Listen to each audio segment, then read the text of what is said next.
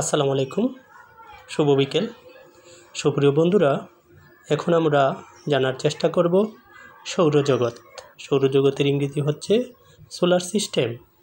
সৌরজগৎ কি যদি বলা হয় তাহলে আমরা বলবো আমাদের মাথার উপরে যে সুবিশাল আকাশ, তার মধ্যে রয়েছে চন্দ্র, সূর্য, নীহারিকা, উল্কা, গ্রহ, জ্যোতিষ্কমণ্ডলী, এই সবগুলো মিলেই হচ্ছে আমাদের সোলার সিস্টেম বা সৌরজগৎ।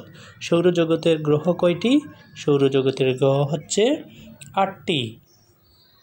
সৌরজগতের দূরত্ব অনুসারে সৌরজগতের গ্রহগুলো হচ্ছে বুধ, শুক্র, পৃথিবী, মঙ্গল, বৃহস্পতি, শনি, ইউরেনাস, নেপচুন। এগুলো হলো সৌরজগতের গ্রহ। এখন প্রশ্ন হচ্ছে সৌরজগতের সবচেয়ে বড় গ্রহ কোনটি?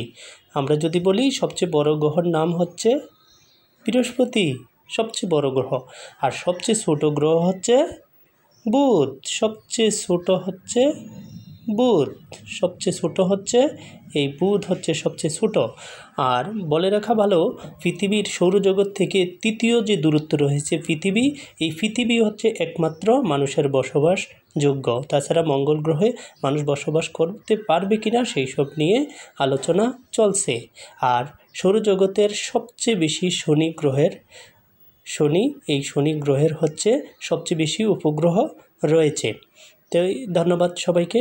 আসসালামু আলাইকুম।